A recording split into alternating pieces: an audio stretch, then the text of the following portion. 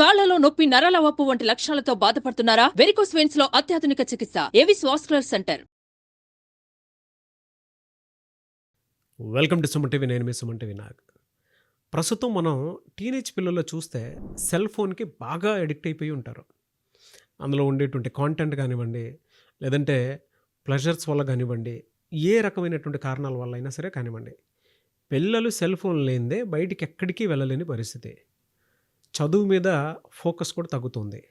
దాంతోపాటు విపరీతమైన కోపం, విపరీతమైన అల్లరి, దాంతోపాటు తెలియకుండానే మానసికంగా దెబ్బతింటాలు. అండ్ ఆ సెల్ ఫోన్ అడిక్షన్ ఎక్కడి వరకు వెళ్తుందనంటే అదొక వ్యసనం కిందకి మారిపోతూ ఉంది. ప్రతి పేరెంట్ ఈ వీడియోని ఎండ్ వరకు చూడండి. అంటే ముందే ఎలా గుర్తించాలి అనేది నేను మీకు ఈ వీడియోలో ప్రత్యేకించి ఒక విషయం చెప్పదలుచుకున్నాను. మీ పిల్లలకు సంబంధించింది ఒకే ఒకటి ఉంటుంది. మిమ్మల్ని వదిలేసి సెల్ ఫోన్ వైపుకి ఏ విధంగా వెళ్ళిపోతున్నారు, అంటే మనుషులను వదిలేసి సెల్ ఫోన్ వైపుకి ఏ విధంగా వెళ్తున్నారు, దాన్ని మొదటి స్టేజ్లోనే ఎలా గుర్తించాలి అనేది ఈ డిస్కషన్ అంతా ఉంటుంది. చివరి వరకు చూడండి. హలో సార్, సుబ్బారావు గారు. అండి సార్, పిల్లల్లో మనం చూస్తే అండి పేరెంట్స్ని వదిలేసి సెల్ ఫోన్నే పట్టుకొని తిరుగుతూ ఉన్నారు. ఈ వదిలే క్రమం అనేది ఎలా స్టార్ట్ అవుతుంది, దాన్ని ఎలా గుర్తించాలి, మనం ఎలా స్టార్ట్ అవుతుంది అసలు అది? చాలామంది టీనేజర్స్లో అండి పేరెంట్స్ అట్లా కూర్చుని ఉంటారు, వీళ్ళు ఫోన్ పట్టుకుని అలా వెళ్ళిపోతూ ఉంటారు. ఇలా జరుగుతూ ఉంటుంది. ప్రత్యేకమైనటువంటి సందర్భాలు మనం జాగ్రత్తగా అబ్జర్వ్ చేస్తే మనకు అర్థమైపోతుందండి. కొంతమంది పేరెంట్స్ అంటే టేక్ ఇట్ ఫర్ గ్రాంటెడ్ తీసుకుంటారు. అదే సందర్భంలో కొంతమందికి ఓవర్ ఇంపోజిషన్ చేసి దాని నుంచి దూరం పెట్టాలనుకుంటారు. ఈరోజు సమాజంలో వీటి నుంచి దూరం జరగటం అనేటువంటిది జరగదండి. సో దాన్ని పరిమితుల్లో ఎలా ఉంచుకోవాలనేటువంటిది అంశం. సో ఈ సందర్భంలో ఎలా గుర్తించాలి మీరు అడిగినట్టుగా. సో మొట్టమొదటిగా అండి, డే స్టార్ట్ అయినప్పటి నుంచి చూద్దాం. పిల్లలు పడుక్కుని అలా మంచం మీద నుంచి లెగిస్తారండి. లెగిసిన వెంటనే ఎక్కడికి వెళ్తున్నారు? లెగిసిన వెంటనే పక్కన సెల్ ఫోన్ తీసుకుంటున్నారా, లేదా సెల్ ఫోన్ ఉన్న చోటకు వెళ్ళి సెల్ ఫోన్ చూస్తున్నారా? మొట్టమొదటి కారణం అండి. సెల్ ఫోన్ చూసినటువంటి ఆ పిల్లలు ఎంతసేపు చూస్తున్నారు? ఆ సెల్ ఫోన్ పట్టుకుని ఎక్కడికి వెళ్తున్నారు? ఆ సెల్ ఫోన్ పట్టుకుని అలా వాష్రూమ్కి వెళ్ళిపోతున్నారా? లెగటం, లెగిసిన తర్వాత దాని మీదే వెంటనే దృష్టి పెట్టడం, తర్వాత వాష్రూమ్ కూడా సెల్ ఫోన్ పట్టుకెళ్ళటం. పోనీ అక్కడి నుంచి బయటకు వచ్చారు. అక్కడి నుంచి బయటకు వచ్చిన తర్వాత బ్రేక్ఫాస్ట్. సో బ్రేక్ఫాస్ట్ చేసేటప్పుడు తింటూ ఒక పక్కేమో ఒక చేత్తో తింటూ, ఇంకో పక్కకేమో దీన్ని స్క్రోల్ చేస్తూ, ఇన్స్టాగ్రామ్స్, ఫేస్బుక్, రీల్స్ ఏదైనా. సో ఇక అంటే తిండి విషయంలో కూడా దాని మీద దృష్టి పెట్టకపోవడం అయిపోయిందండి అక్కడితో. ఆ తర్వాత రాత్రికి వచ్చేటప్పటికి, పడుకునే సమయం వచ్చేటప్పటికి అప్పుడు కూడా సెల్ ఫోన్ ఇలా చూస్తూనే అలా మంచం మీద పడుకోవటం. ఈ క్రమంలో ఇది చూస్తూనే రాత్రి 12, 1 గంట, 2 వరకు కూడా వీటిలోనే సోషల్ మీడియా లేదా సోషల్ నెట్వర్కింగ్లోనే నిమగ్నం అయిపోయి ఉండటం, పడుకోకపోవటం. సో కొంతమంది పిల్లలు గేమ్స్, సో అదే పనిగా గేమ్స్ ఆడుతూ అదే మంచం మీద అట్లా పడుకోవటం, అది ఇక లేట్ నైట్ వరకు వెళ్ళిపోవడం. చూడండి, లెగిసినప్పటి నుంచి ఎలాగా ఇదంతా కూడా కలిసిపోయి ఉందో. అవును, అంటే మీరు చెప్తుంటే నాకు ఒక క్లారిటీ వచ్చిందనమాట. సో ప్రతి పేరెంట్ ఇందులో మనకి పిల్లోడు ఎలా దూరం అయిపోతున్నాడు అని మనం గుర్తించాలి అని అంటే, లేచినప్పటి నుంచి స్టార్టింగ్ సెల్ ఫోన్ ఎత్తుకున్నాడు అంటే అది ఫస్ట్ సైన్ అనమాట. అంటే దాన్ని అర్థం చేసుకుని గుర్తించాలి. ఓహో, వీడు మన అండర్లో ఉండట్లేదు అనుకునేటువంటి దానికి.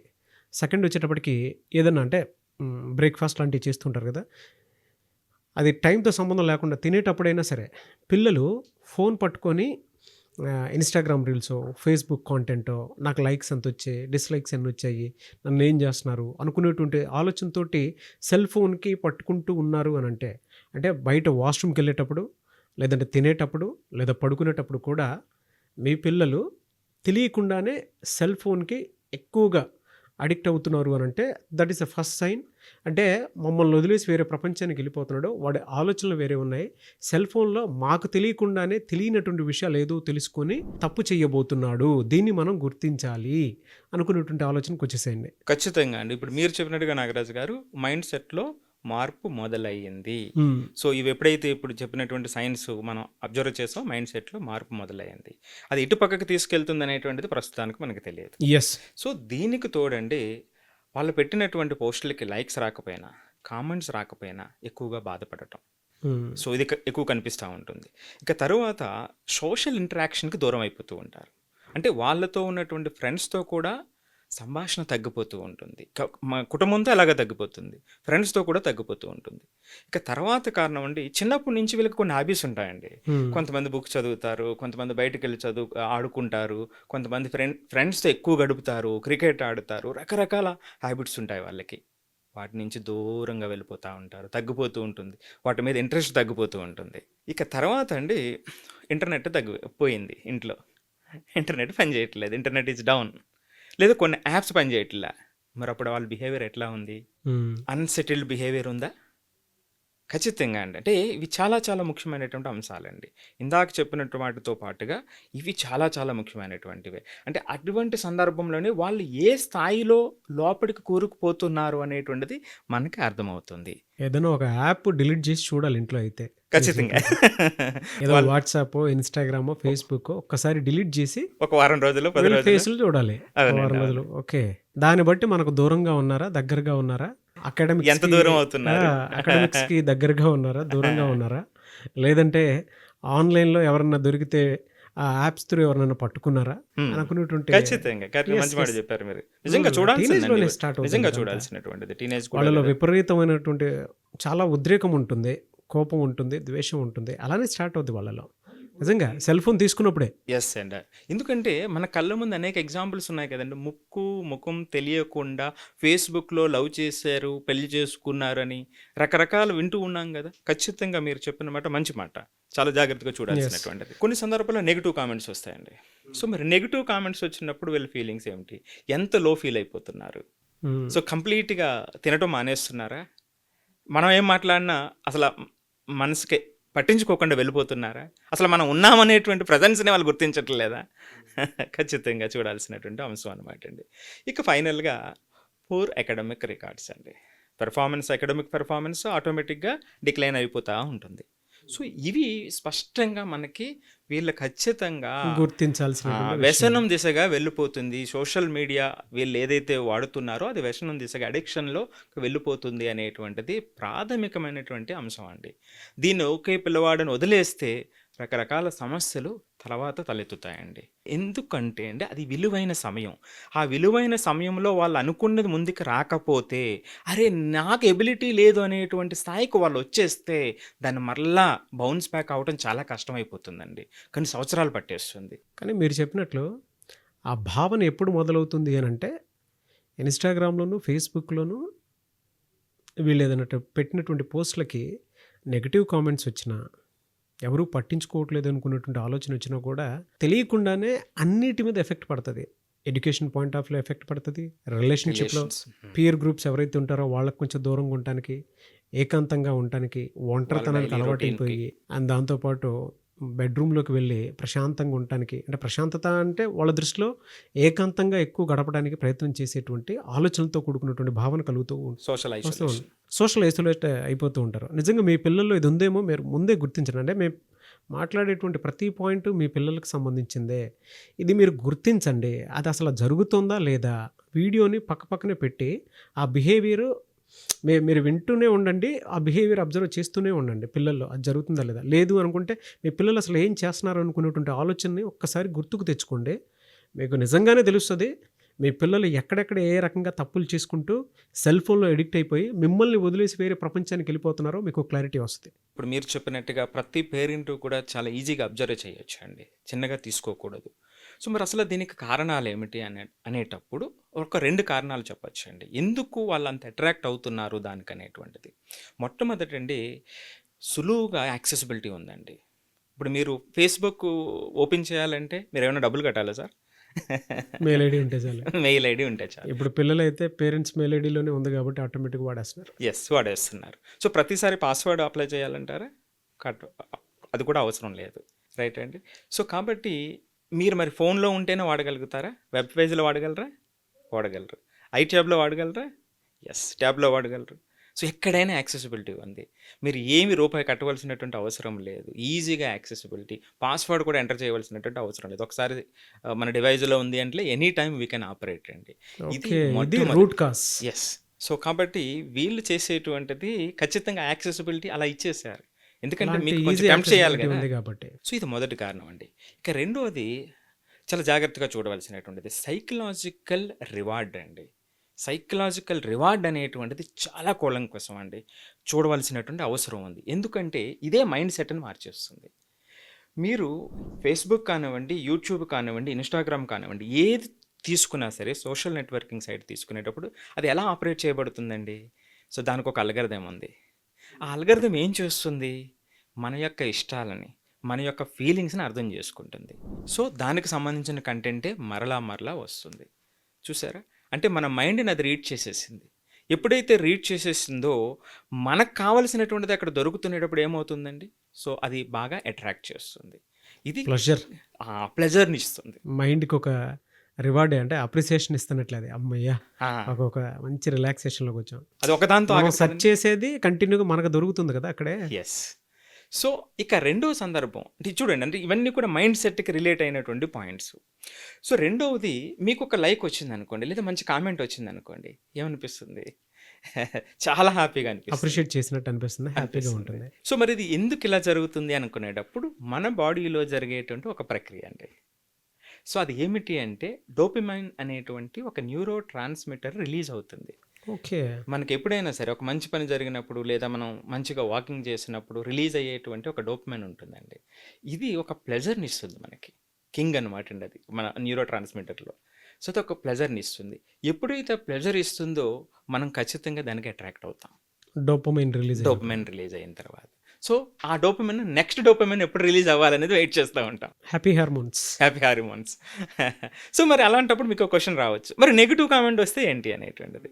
నెగెటివ్ కామెంట్ వచ్చేటప్పుడు ఇక్కడ ఉన్నటువంటి ఒక అద్భుతమైనటువంటి పాయింట్ ఏమిటంటే అండి, మనం ఈ వ్యవస్థ టాలరెన్స్‌ని పెంచుతదండి. అదేంటండి టాలరెన్స్‌ని ఎలా పెంచుతుంది అనుకోవచ్చు మీరు.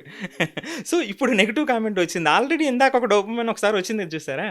దానికోసం వెయిట్ చేయిస్తుంటది. నెక్స్ట్‌ది ఎప్పుడొస్తుందా అనేటువంటిది వెయిట్ చేయిస్తా ఉంటుంది. అంటే ఒక కత్తికి 2 పక్కల పదును లాంటిదన్నమాట అండి. ఇది సైన్స్ లోపల ఉండేటువంటి మన బ్రెయిన్‌లో మనకు తెలియకుండానే వచ్చేటువంటి మార్పన్నమాట అండి. Root cause. Root cause. Teacher అనిపించుకున్నారు సార్. సబ్జెక్ట్‌ని ఎలా బాగా చెప్పాలో చెప్పడానికి మాత్రం అంటే మీ పిల్లలు ఎందుకు దూరం అవుతున్నారు అనేటువంటి దాన్ని చెప్తూనే అంటే ఏ విధంగా దూరం అవుతున్నారు అనేటువంటి దాన్ని ఆ సైన్స్ అన్నీ చెప్పారు. తర్వాత దీనికి ఎందుకు ఇలా వాళ్ళు బిహేవ్ చేస్తున్నారు అని అంటే రూట్ కాజ్ ఇవి. కరెక్ట్. Easy accessibility. సో, ఇక తర్వాత పాయింట్ మీరు చూస్తే ఎక్సెసివ్ టెక్నాలజీ యూసేజ్ ఏం చేస్తుందంటే మీకు డిపెండెన్సీని పెంచుతుంది. ఎక్సెసివ్ టెక్నాలజీ యూసేజ్ డిపెండెన్సీని పెంచుతుందండి. బద్ధకస్తులు చేస్తుంది. సో, ఇప్పుడు మీరు కాలిక్యులేటర్ చూడండి. 2+3 కూడా చాలామంది కాలిక్యులేటర్‌లో కొడతారు. 2+3 5 చేయొచ్చు కదండీ! చెయ్యరు. సో, ఈ విధంగా ప్రతి దానికి ఆ డిపెండెన్సీ పెరిగిపోతుందండి.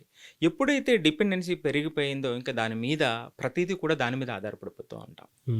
సో, ఇవి ప్రత్యేకమైనటువంటి కారణాలండి. ఈ కారణాల్లో మీకు ఒక ఆసక్తికరమైనటువంటి ఒక రీసెర్చ్ కూడా చెప్తాను. పీడబ్ల్యూఎస్ అని ఒక చాలా నేమ్డ్ రీసెర్చ్ ఇన్‌స్టిట్యూట్ ఉందండి. వాళ్ళు రీసెర్చ్ చేశారు. పర్టిక్యులర్‌లీ టీన్స్ మీద రీసెర్చ్ చేశారు. వాళ్ళలో 58% అమ్మాయిలు, టీన్స్ 58% అమ్మాయిలు ఇది it's impossible to stop using social networking అని వాళ్ళు చెప్పారండి. 58%. అబ్బాయిలు 48% చెప్పారు. బా. So, average 54% it is impossible to stop using it అనేటువంటిది ఒక చాలా స్టాండర్డ్ సర్వే చెప్తున్నటువంటిది పర్టికులర్లీ టీన్స్‌లోననమాట అండి. సో, కాబట్టి దీని మీద చాలా అంటే ఇప్పుడు మనం చాలా కారణాలు మాట్లాడుకున్నాం. ఎలా గుర్తించాలి? అసలు దానికి కారణం ఏమిటి? ఒక కారణం తెలిస్తేనే కదండీ మనం ఏ విధంగా వాళ్ళతో డీల్ చేయాలనేటువంటిది అర్థమవుతుంది. సో, దీని నుంచి మనం ఎలా బయటికి తీసుకురావాలనేటువంటిది తర్వాత ఆలోచించవలసినటువంటి పాయింట్ అండి. ఎలా సార్ మరి దీని నుంచి బయటికి రావాలి అని అంటే? అట్లా ఈజీగా చెప్పమండి. సో, ఒక 1,00,000 వ్యూస్ వచ్చినా, ఒక 1000 కామెంట్స్ వచ్చినా అప్పుడు పార్ట్ 2 దానికి కావాలని. పార్ట్ 2 కావాలంటే సో, అప్పుడు చెప్తామండి. చూడండి, ఈ వీడియోలో ప్రత్యేకించి పిల్లలకి సెల్ ఫోన్ ఇవ్వటం వల్ల ఈజీ యాక్సెసిబిలిటీ ఉండటం వల్ల ఇన్స్టాగ్రాము, ఫేస్బుక్, లింక్డ్ఇన్, వాట్సాప్, దాంతోపాటు ట్విట్టరు వీటిల్లోకి ఏ విధంగా చొచ్చుకొని వెళ్ళిపోతూ ఉన్నారు, వేరే యాప్ల్లోకి ఏ విధంగా వెళ్ళిపోతూ ఉన్నారు అనేటువంటి విషయం మీకు తెలిసిందే. అంటే రూట్ కాజ్ ఏంటి, ఒక సెల్ ఫోను వాళ్ళకి ఎందుకు అంత వెపన్ గాను అంత ప్రెషర్ గాను మారిపోతుంది, వేరే ప్రపంచంలోకి ఎందుకు వెళ్ళిపోతుంది అనేటువంటి విషయం మీకు తెలిసిందే. వేరే వాళ్ళు అంటే ఆ ప్రపంచంలోకి వెళ్ళిపోయేటప్పుడు పిల్లలు ఎలా బిహేవ్ చేస్తున్నారు అనేటువంటిది మొదట్లోనే ఆయన చెప్పారు. కొన్ని సైన్స్ ఉంటాయి, వీటిని ఇలా గుర్తించండి అని. అంటే మిమ్మల్ని వదిలేసి వేరే వేరే ప్రపంచంలోకి పిల్లలు వెళ్ళిపోయేటప్పుడు ఎలా బిహేవ్ చేస్తారనేది కూడా సుబ్బారావు గారు చెప్పడం జరిగింది. అయితే దాని నుంచి ఎలా బయటపడాలి అని అంటే, ఒక 1000 కామెంట్స్ 1,00,000 వ్యూవర్షిప్ కావాలని చెప్పేసి సుబ్బారావు గారు అడిగారు. దానికి పార్ట్ 2 కావాలని మీరు పేరెంట్స్ అయినా సరే, టీచర్స్ అయినా సరే ఈ వీడియో షేర్ చేసి, మరి ఈజ్ అ టీచర్, ఆయనకు తెలుసు దీని నుంచి ఎలా బయటపడాలో అనేటువంటి దానికి. సో పార్ట్ 2 వీడియో కావాలంటే కింద కమెంట్ బాక్స్లో మాత్రం పోస్ట్ చేయండి. లేదు దీని నుంచి ఒక్కొక్క థెరపీ తీసుకుని మా పిల్లల్ని బయటికి తీసుకొద్దాం అనుకుంటున్నాము అనుకున్నటువంటి వాళ్ళు డైరెక్ట్గా అపాయింట్మెంట్ తీసుకోవచ్చు మీరు సుబ్బారావు గారిది. అంతే కదా సార్? అవునండి, తప్పకుండా. అపాయింట్మెంట్ తీసుకోవాలంటే ప్రాసెస్ ఏంటండి? సో స్క్రీన్ మీద ఉన్నటువంటి నెంబర్ కాల్ చేస్తే మన టీం వాళ్ళకి అపాయింట్మెంట్ ఇస్తారండి. ఓకే. సో ఖచ్చితంగా వాళ్ళకి స్పెసిఫిక్, అంటే కొంతమంది పిల్లలకి స్పెసిఫిక్ ప్రాబ్లమ్స్ ఉంటాయి వీటిలో. సో ఖచ్చితంగా వాళ్ళకి సొల్యూషన్ ఇవ్వడం జరుగుతుందండి. ఎనీవేస్ వెరీ గుడ్ కాంటెంట్ అండి. Thank you sir, thank you so much Thank you Subbarao గారు. అండి. సో మీ పిల్లలు సెల్ ఫోన్ నుంచి అంటే అడిక్షన్ నుంచి బయటపడలేకపోతున్నారా? విపరీతమైన కోపంలో ఉన్నారా? అల్లరి చేస్తున్నారా? ప్రతి దాంతోనూ కంపేర్ చేసి మీ ముందు మాట్లాడుతూ ఉన్నారా? మీరంటే అసహించుకుంటున్నారా? మీరు చెప్పే మాట వినటం లేదా? ప్రతి ఒక్క సమస్యకి ఒక సొల్యూషన్ ఉంటుంది, 1 స్టాప్ సొల్యూషన్. అదే సుబ్బారావు గారు. మన తెలుగు రాష్ట్రాల్లో పిల్లలకు కావాల్సినటువంటి ఎటువంటి థెరపీనైనా సరే త్రూ అపాయింట్మెంట్ ఆయన క్లియర్ చేస్తారు. ఆసక్తి కలిగిన వారు స్క్రీన్ మీద సుబ్బారావు గారి కాంటాక్ట్ నెంబర్ మీకు కనిపిస్తుంది, దానికి మీరు కాల్ ఆర్ మెసేజ్ వాట్సాప్ చేసి వెంటనే థెరపీ కోసం మీరు అపాయింట్మెంట్ తీసుకోండి. ఈ వీడియో లైక్ చేయండి, షేర్ మాత్రం తప్పకుండా చేయండి. ఇలాంటి మరిన్ని వీడియోస్ కోసం మా ఛానల్ ఫాలో అవ్వండి. Thank you. సుమన్ టీవీలో మీ పర్సనల్ అండ్ బిజినెస్ ప్రమోషన్స్ కోసం కింది నెంబర్కి కాంటాక్ట్ చేయండి.